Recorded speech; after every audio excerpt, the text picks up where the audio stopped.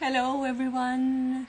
Happy Sunday. Happy Sunday. I hope you're really great wherever you are in the world. And I am here on this fourth podcast of this week, and I will have a special guest from Australia today. But before we start this podcast, I would like to explain a little bit who I am and why I am here doing these podcasts. So, imagine you have this favorite song. You love it so much and you listen to it not only once or twice, but 40, 50, 60 times a day. It will come to a point when you don't want to listen to it anymore. That is what happened with dentistry with me. I'm a dentist. I studied 2000 to 2005 in Sweden, where I was born, and then I moved to Spain, and I was working at the same clinic for 18 years, and I was also I became the owner. My personality was this. I didn't have clear boundaries that I still have to work on. I mixed my work and private life. I was this perfectionist. I had this little person on my shoulder who was criticizing myself all the time. It was never enough. I just wanted to achieve more and more. And I was a people pleaser. I wanted everybody to be happy. I thought I wanted everybody to be happy. But the thing is that there is a fear of conflicts because you want everybody to like you. And that is a game you will lose if you don't get the right support.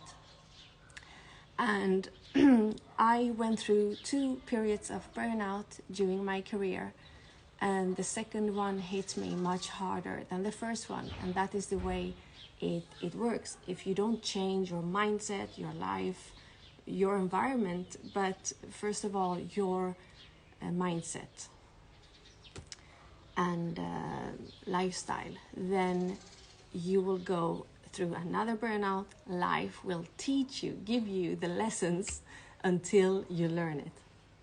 So when I went through my second period of burnout, I got a strong feeling one day that I want to help other dentists or other people who are going through difficult periods, because I felt so alone.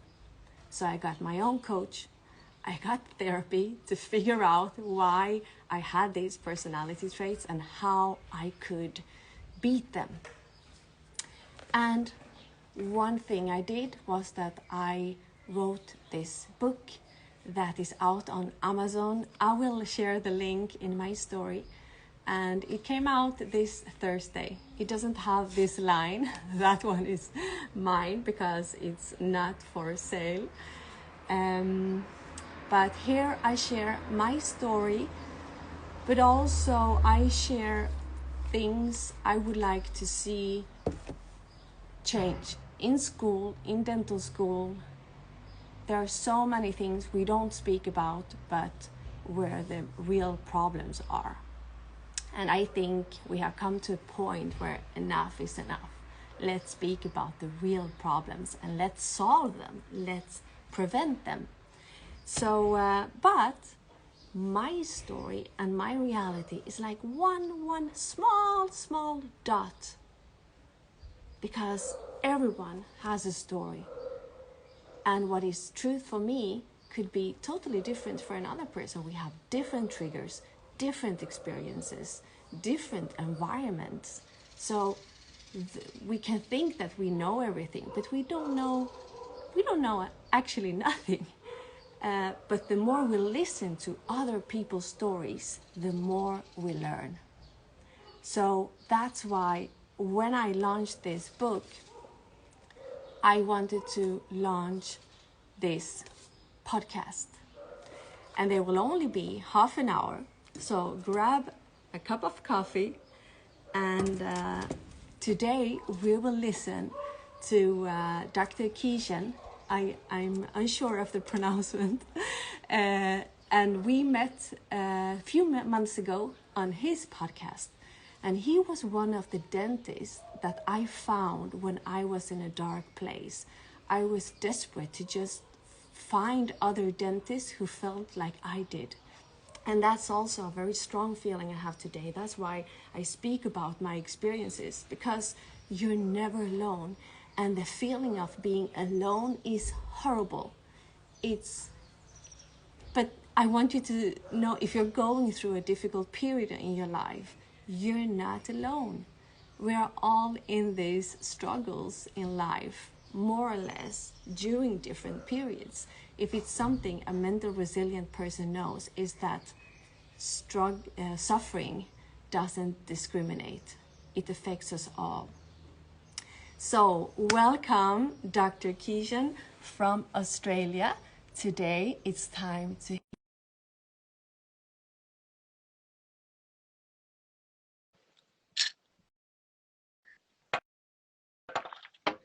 Let's see here.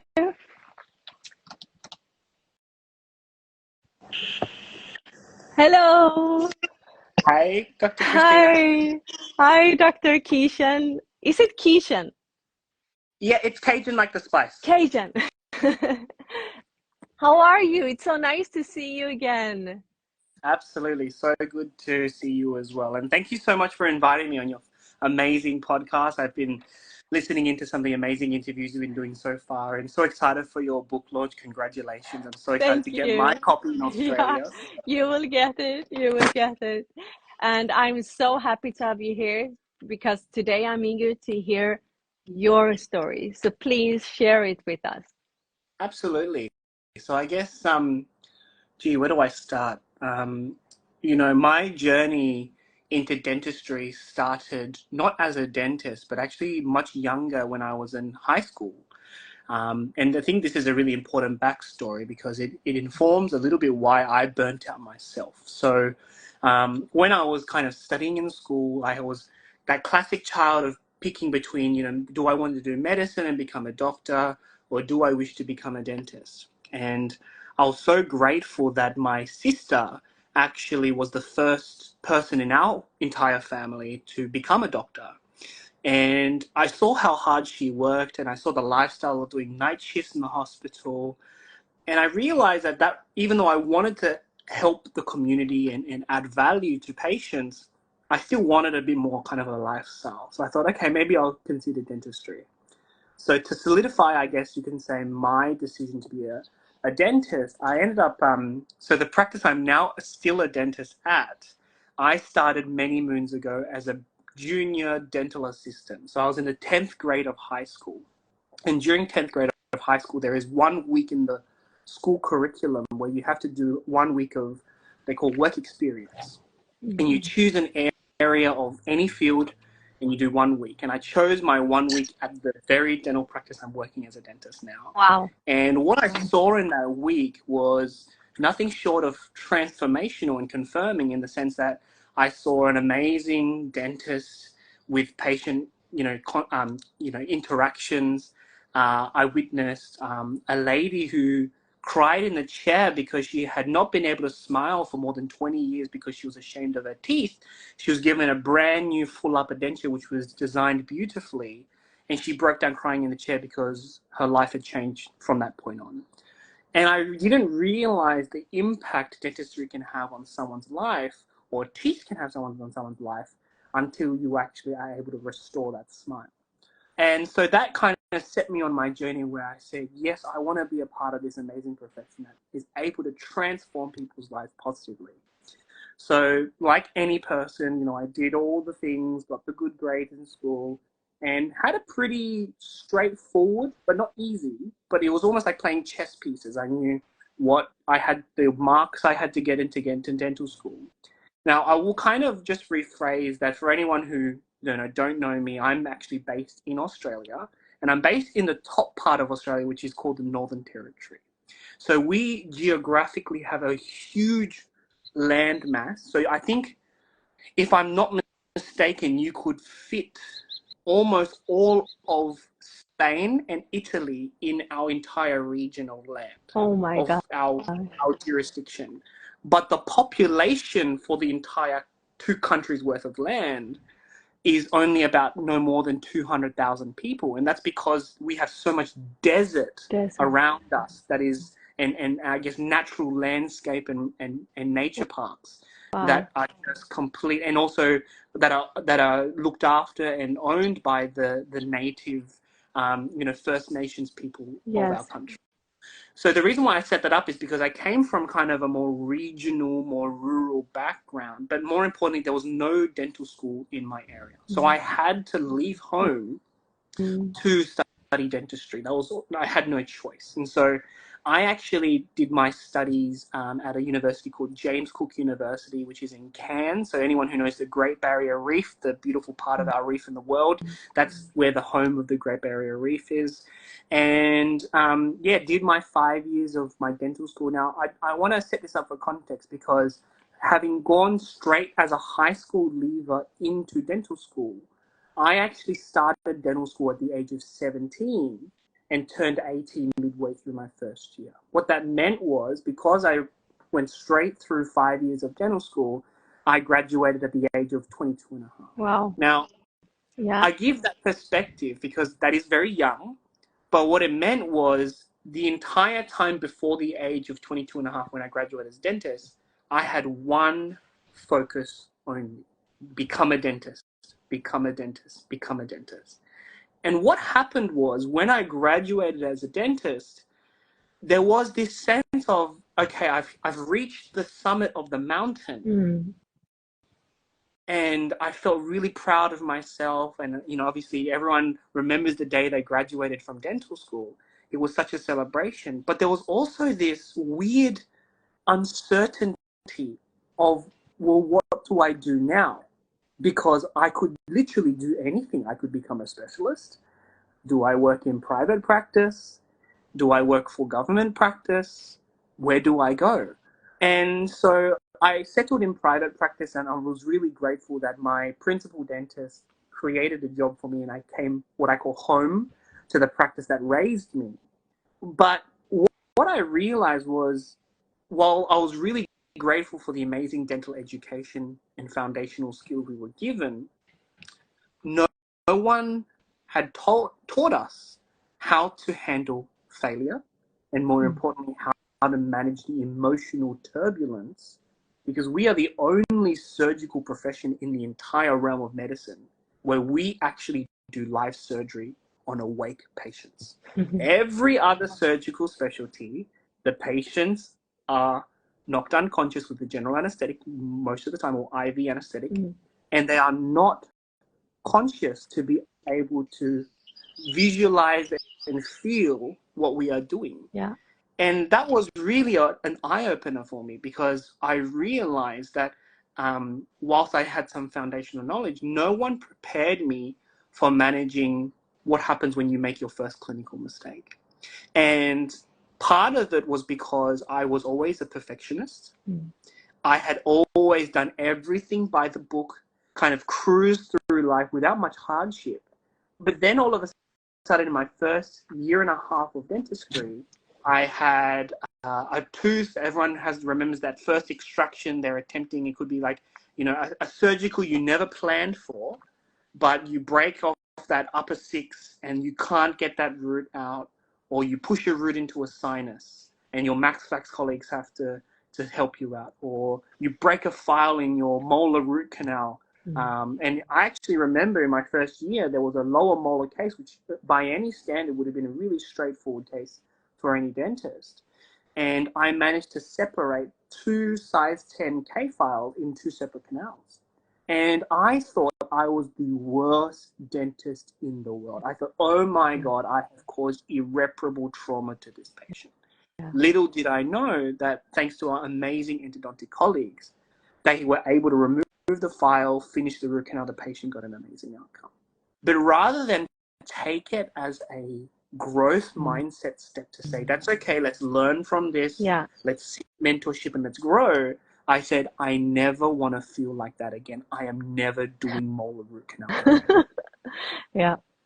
And then, so rather than learning or conditioning myself with failure, I started to run away and push away because I did not like the feeling. I felt terrible. I didn't get much sleep the next day.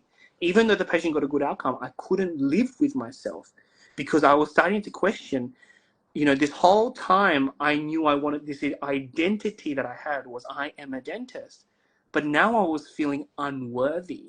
And my self-worth continued to dip because when I then had a tooth that I couldn't take out and my seniors had to come in to basically, help me remove the root, even though I was grateful that the patient got a good outcome and the tooth came out, again, I said, I'm not worthy. So I'm not going to do difficult extractions. And what happened was, rather than learning and conditioning myself through my experiences, I slowly but surely began to reduce my scope to the point where I was doing mostly preventive work and pretty much some basic restorative work. But as a new graduate dentist that has sold the world to do crown and bridge work, maybe some, orthodontics, some basic orthodontics, to do perio surgery, implants, what have you, I felt like maybe I had envisioned a dream of being a dentist, but if I can't do these procedures, maybe dentistry is not the career for me. And even though at the young age of 23 or 24, I had what we call an existential crisis because I was at true inner turmoil of what I thought I was destined to be, but my clinical skill and my performance was telling me otherwise. Yeah. And that's started my spiral of early onset depression. I started getting panic attacks before work, thinking, what am I going to screw up today? It was the worst feeling. But I think the worst part was that I started to reflect back and said to myself, was it worth that last 10 years of investment to now come to this point and realize maybe this is not the career for me? And that was a really scary time because at that point in time, I was so in pain from all the trauma that was stacking on that I was not dealing with. I was just sweeping it under the carpet.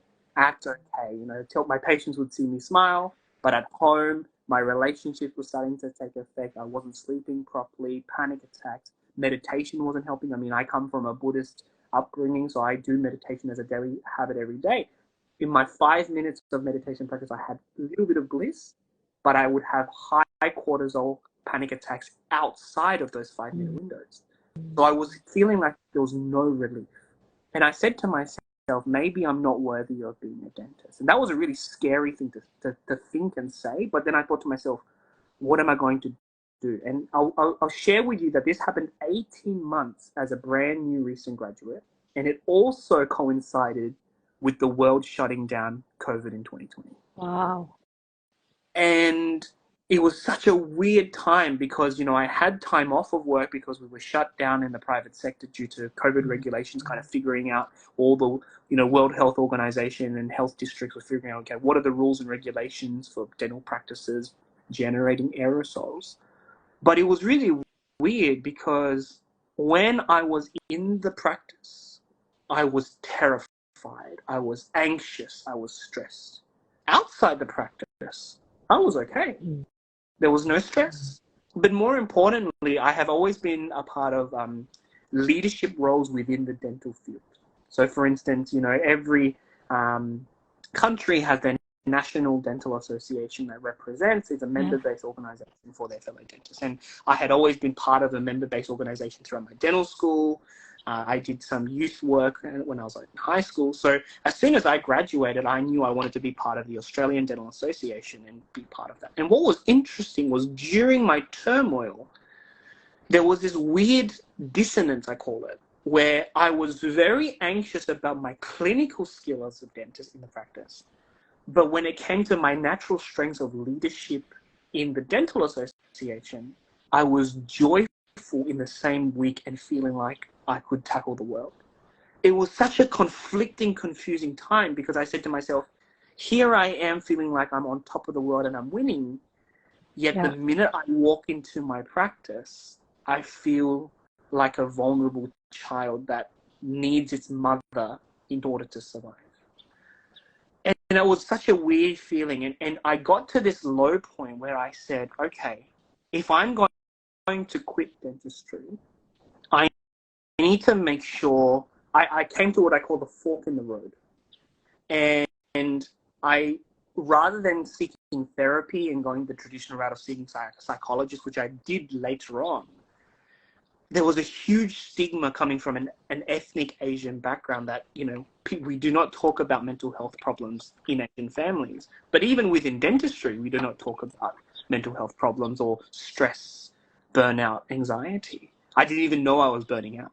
But what happened was, because the whole world was suffering during the COVID period, because everyone's world got turned upside down, I ended up finding personal development, or therapy, I call it, through personal development coaching.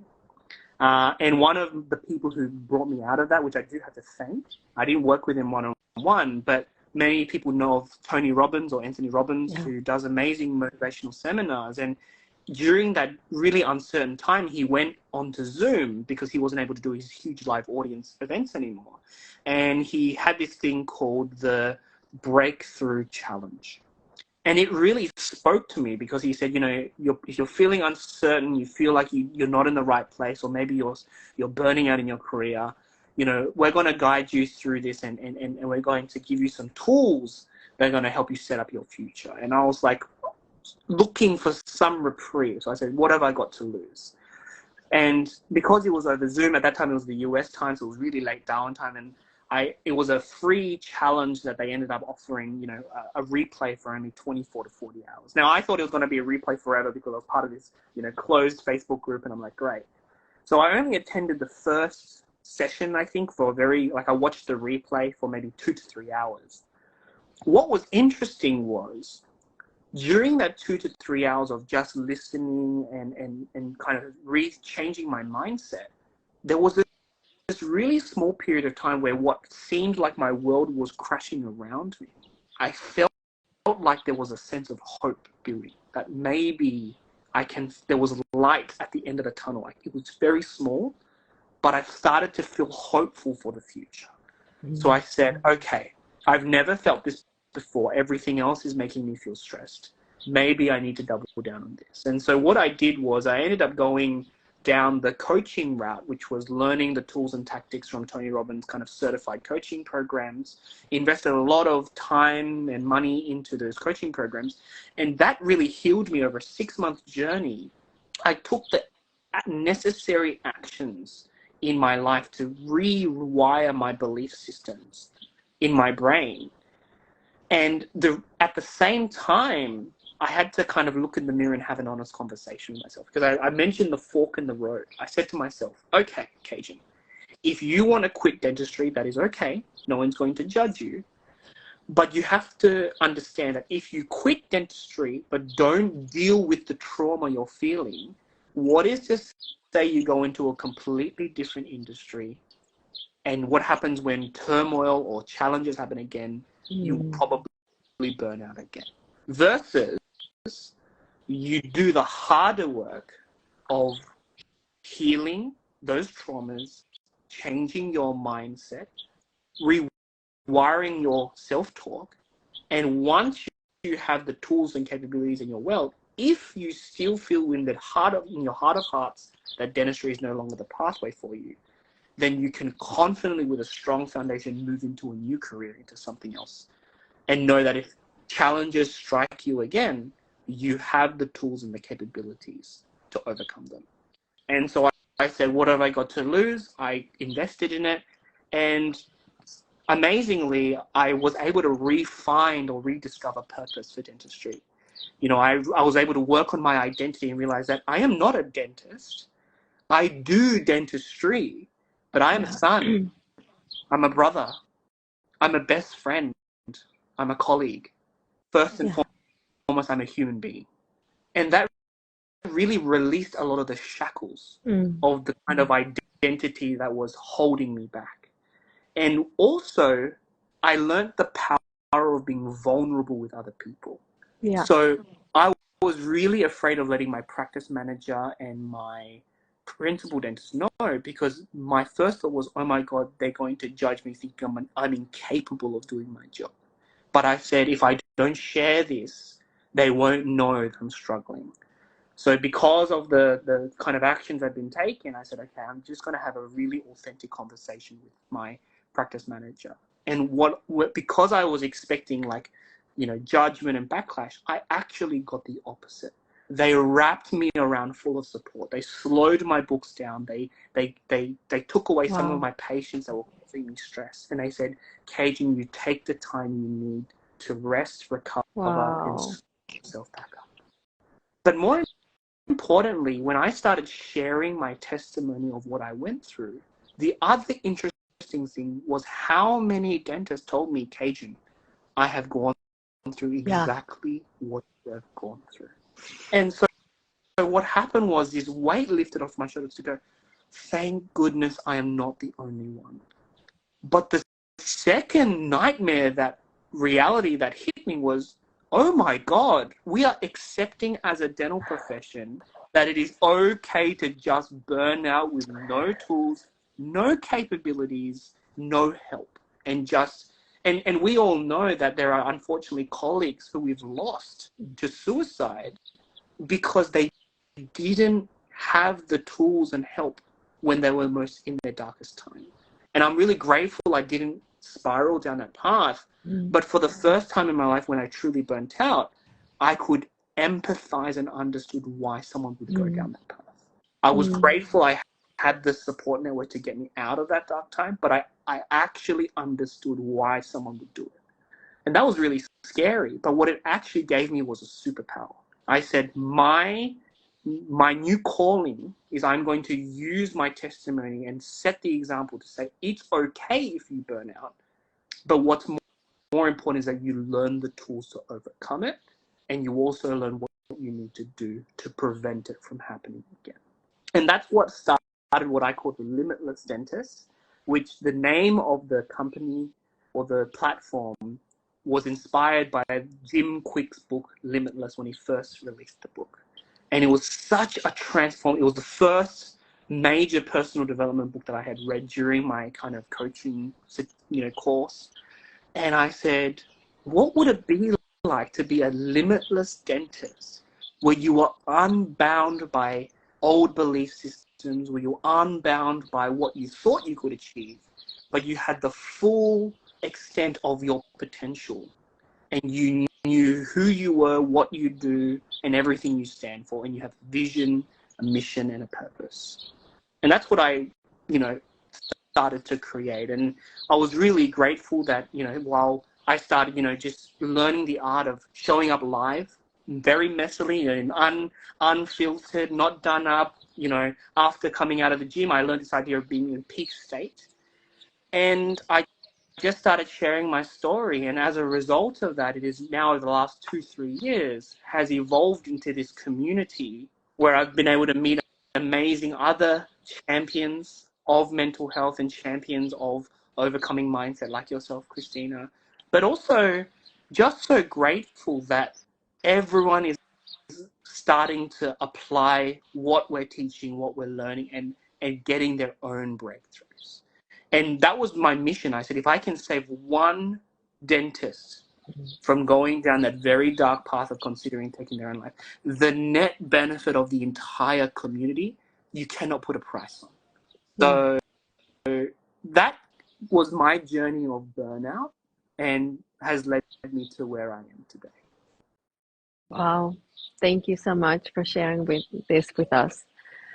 Wow, there were so many questions popping up that I didn't want to ask you. Wow, where do I start? Wow.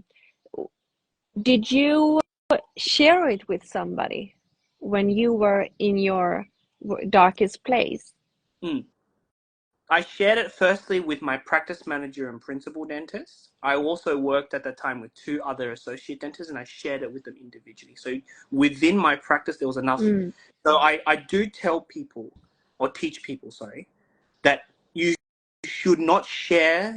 So you should share vulnerably, but you should only share vulnerably with people whom have earned your trust. Mm. And that is the key, because what I have unfortunately seen is people have vulnerably shared, but unfortunately not with the right person, with the right relationship. And they were unfortunately judged, or they weren't helped through, because it wasn't the person who shared, it wasn't their fault, but there was no trust or vetting of the right confidant, they call it, to Mm. really share with someone who knows they have your best interests at heart. Yeah. Yeah. So I was very grateful that my practice was the right relationships, because everyone was so supportive around me, that I actually, because they proved it through their actions, Yeah. of how they slowed my books down. I said, okay, I can I can be more trust vulnerable them. and Yeah. share. But every single dentist I spoke to said, yeah, I've gone through similar things. And what was interesting was, because I was part of the dental association, I also was meeting different dentists in other practices. And in casual conversation, because it was outside the practice, I asked, have you ever gone through this? I've been struggling with this recently.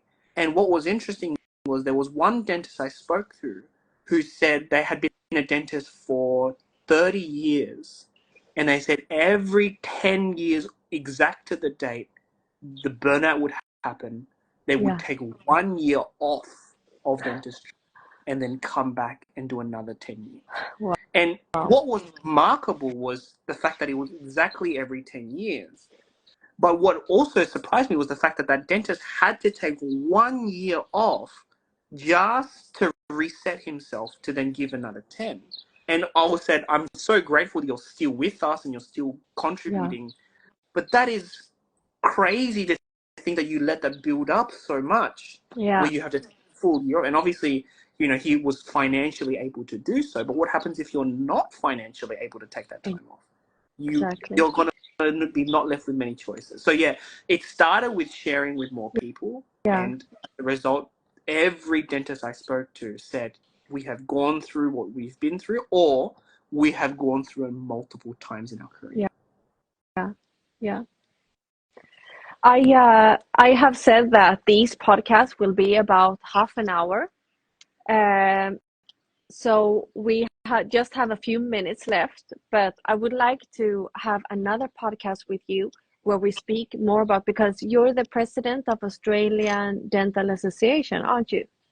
Not of the whole federal organization, but of my Northern Territory chapter. Yes. So what I would like to discuss in the other podcast is, what could we actually do? I mean, I feel so strongly that we need to do changes, not just talk, not just, one thing is telling our stories, but we have to see a change before I die. I hope that we will do changes, because now you have been speaking with a lot of people. I have been speaking with a lot of people. I can see a clear pattern of what's wrong. And it's no rocket scientist. We can really, with these tools, help students to take care of themselves from the start. I see dentistry like, we have these 5 years of studies. It's the same thing that happens with a child from the age 0 to 7. That is where the patterns of our thinking starts and creates, and that is what starts your thinking pattern as a dentist. If you don't get the right base there of self-care, boundaries, emotional intelligence, then it's more difficult, because you're on your own. When you're out on the clinic, it's you and the patient. If you're lucky, you can get a good mentor or coach. But the first thing you think about when you're a new dentist is become a good dentist clinically. You don't think about any mental resilience program until you start to feel that you're having a burnout. So do you feel, because you're already in these organizations, do you feel that they are listening to you, that you can change something? Yes. I'm excited to share that we are probably, maybe in Australia at least, maybe 1 to 2 years away from actually having preventive programs as the, I wouldn't say the norm, but the culture of being accepting of, CPD in the realm of mental resilience programs is becoming more apparent. I mean, globally, we're seeing more programs being put together by amazing presenters and clinicians like yourself and other colleagues around the world in different parts of America and UK. But I can say in Australia, I have been very vocal about this on the I think having a seat at the table, I say, Yeah, is very important, because I'm exactly. using my seat on the table to drive that change in a meaningful but also sustainable way, because I think we need to change the Yeah, language in how we see it. I don't believe in mental health, because that assumes you're either healthy or not healthy, but health is not binary. I call it mental yeah. fitness. We accept that we have to stay I heard physically fit. that from Simon Yeah, Sinek to yeah, mental health, yes. fitness. I love That's that. right. Yeah, So we need to change mental fitness and also mental yeah, resilience, because it's not about avoiding burnout. It will happen, but it's how do you get through it? yeah, Because I do want to just vulnerably share now, just before we wrap up, I have burnt out every single year since my first burnout episode. But here's the thing. My rebound time went from mm, 3 months in the first stage to 1 month to 1 week, when now when I'm burnt out, it only lasts me a couple of days, yeah, because I go full, I do all of the things I need to do, get back into yeah. who I need to be, and I'm back out there fighting again.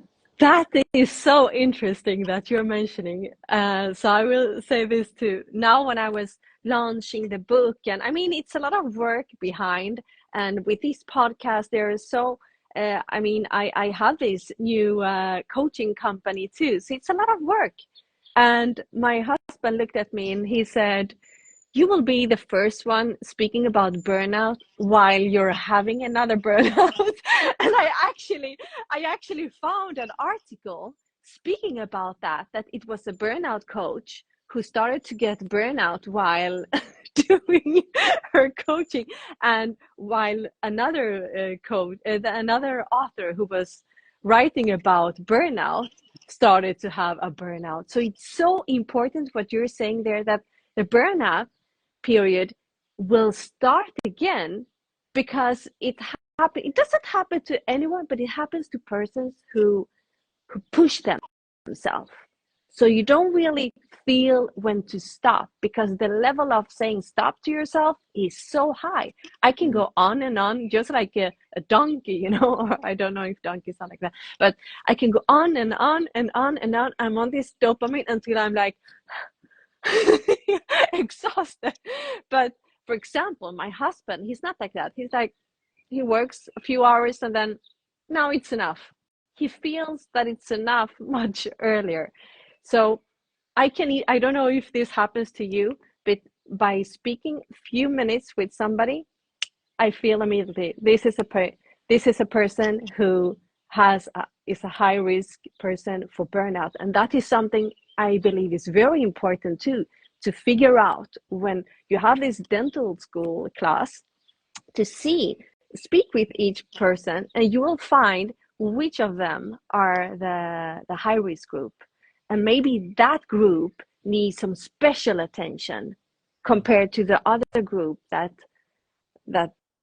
don't have these personality traits. I'm not speaking about everybody need to have the tools, but there are some people with higher risk.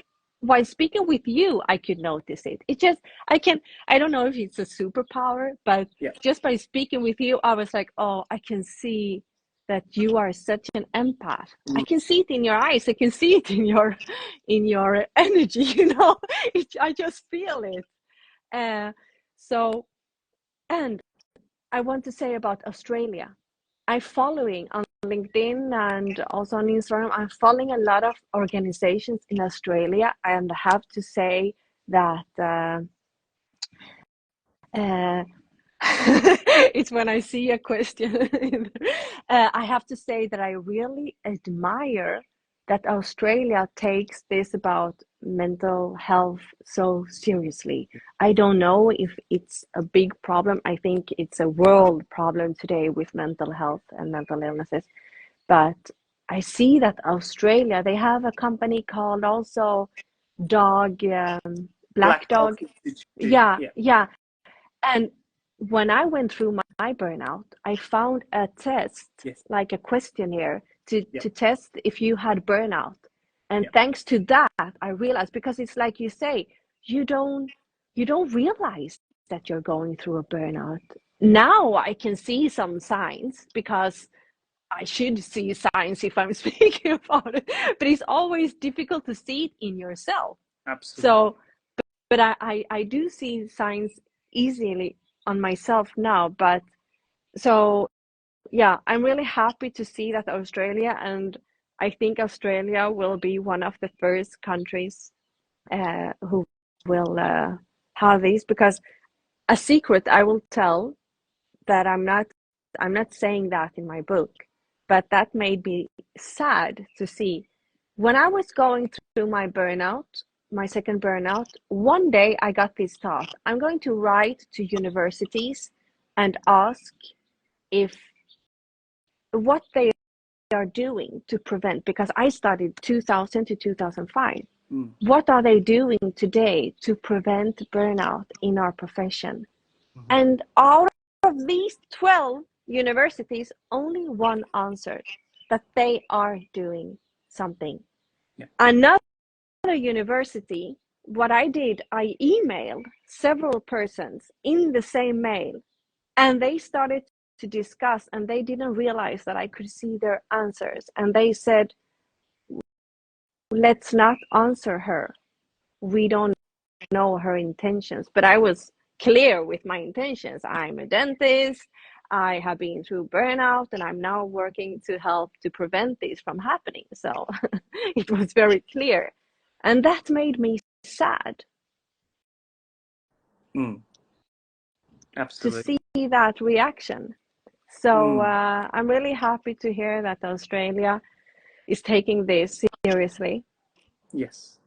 And I think And that is, globally we're going to take it more seriously too, because I'm aware of the time too, because you have to wrap up soon, and maybe we can talk about it more in the next podcast. But last year, FDI, which is our global dental organization, was in Sydney in Australia, and I met some of the key people who are leading the FDI from Switzerland. And I can even tell you, even on that front, we're making progress in mental health as well. wow. So we are spearheading change in all aspects. There's conversations being had that obviously, obviously the general public and of dentists are not aware of, but I can say at least that while I have a seat on the table, I will be fighting very hard for my Oh, colleagues to get to the table. yeah. That's wonderful. Thank you so much. And thank you to all of you who has been sharing this half an hour with us. And let's book another podcast where we look into the future, what we could do for dental schools all over the world. Thank you so much for having me, Thank Christina. you. Thank you. And it was a pleasure to hear your story this time. Thank you. Thank you. Bye. Bye. Happy Sunday.